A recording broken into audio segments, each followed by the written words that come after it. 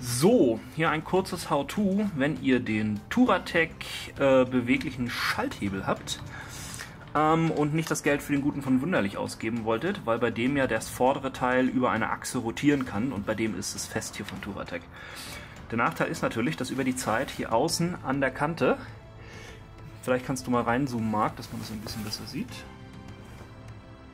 Genau, hier außen an dieser Kante entsteht über die Zeit durch die Abnutzung, weil wenn man mit Enduro-Stiefeln fährt, schaltet man ja meistens von außen und nicht von unten, entsteht meistens ein scharfer Grat, der dann, wenn man andere Schuhe fährt, zum Beispiel Lederschuhe oder halt auch mal mit den Turnschuhen, die Schuhe zerschneidet. Bei dem Wunderlich-Teil kann das nicht passieren, weil sich das ganze Teil bewegt, außerdem ist es in Gummi gefasst. Der ist allerdings irgendwie kostet nur ein Viertel von dem Originalteil. Was man hier allerdings machen kann, ist, es gibt sogenannte Schrumpfschlauch-Endkappen, die sehen so aus. Das ist im Prinzip ein dickes Stück Schrumpfschlauch, der von 20 mm in dem Fall auf 6 mm runter schrumpft, ist ja relativ hart. Und was ich jetzt schon mal gemacht habe, ist, ich habe dieses Teil schon mal in 2 Stücke geschnitten. Das eine kommt dann im Prinzip so hier drüber, soweit es geht, und wird zugeschrumpft, schlaucht. Und das zweite Stück kann man dann einfach nochmal oben drüber stecken und auch nochmal drauf schrumpfen. So entsteht hier zumindest erstmal kein scharfer Kante und wenn eine da ist, hat man den Vorteil, dass man sich dabei nicht die Schuhe aufschlitzt. Außerdem wird der ganze Schaltknauf oder der Schalthebel hier in der Länge und in der Dicke nochmal ein bisschen größer, was gerade bei Enduro-Stiefeln natürlich nicht von Nachteil ist. So, nachdem wir im ersten Versuch gerade festgestellt haben, warum es nicht funktioniert, hier noch ein Hinweis. Der Schrumpfschlauch kommt ja in dieser Form zu euch. Da der zu lang ist, müsst ihr den in der Mitte durchschneiden. Achtet darauf, dass ihr auf dem einen Ende, ich weiß nicht, ob man das sieht, ob man das einfangen kann, hier in der Mitte sind so Rillen. Das ist Kleber.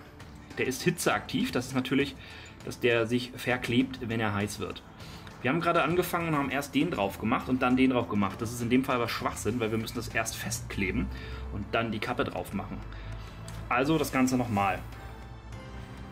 Was man benutzen kann zum Festmachen, ist natürlich ein klassisches Feuerzeug einer beliebigen Herstellermarke.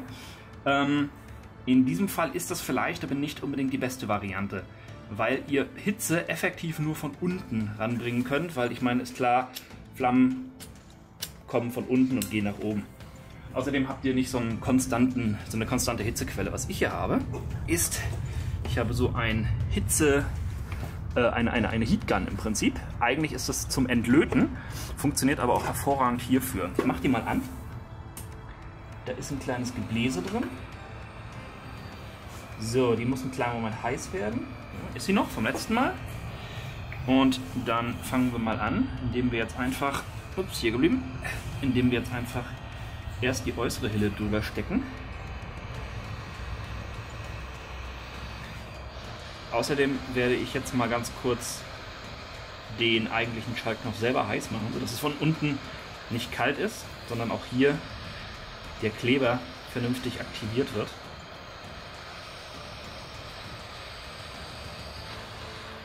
So, ihr seht, wie das zuschrumpft. Jetzt müsst ihr aufpassen, dass es euch nicht abhaut. Und hier seht ihr ganz klar den Vorteil im Gegensatz zu einem Feuerzeug. Ihr habt hier natürlich die Möglichkeit, von allen Richtungen aus Hitze auf das Material zu bringen. Ich empfehle euch hierbei Handschuhe zu tragen, am besten Lederhandschuhe. Es ist doch relativ warm. Ich habe jetzt gerade keine, von daher nehme ich einfach nur Stoffhandschuhe. Geht aber auch. So. Wie ihr seht, funktioniert das schon weit besser. Das klebt jetzt auch anständig. Ich mache das von innen noch ein bisschen warm. Falls noch Kleber ist, der sich nicht aktiviert hat oder der sich noch nicht erhitzt hat vernünftig, dann werde ich jetzt direkt von unten noch mal was machen, weil von da war ich glaube ich noch nicht.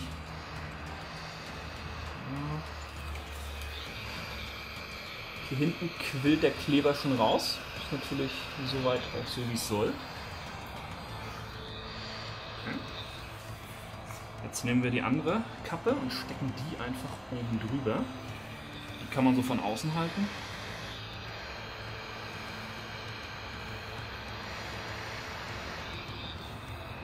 Und auch hier das gleiche Spielchen noch einmal.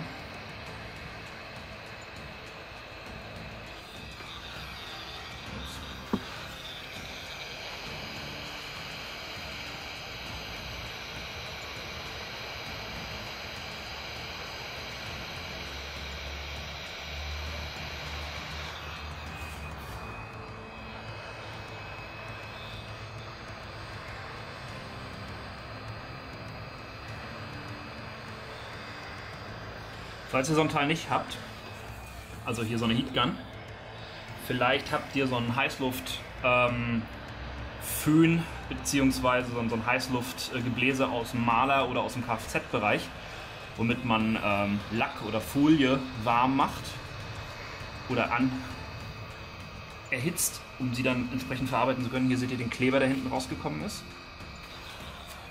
Das, denke ich mal, müsste auch funktionieren, aber ich denke, ein Feuerzeug ist an der Stelle wirklich die falsche Variante.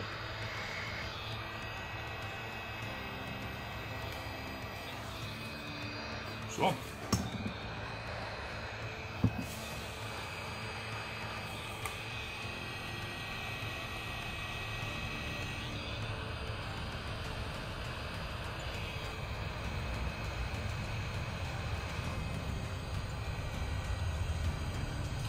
Wenn ihr so einen coolen Handschuh habt wie ich hier, dann könnt ihr, wenn ihr es heiß habt, sogar noch eine Pseudo-Carbon-Optik drauf machen.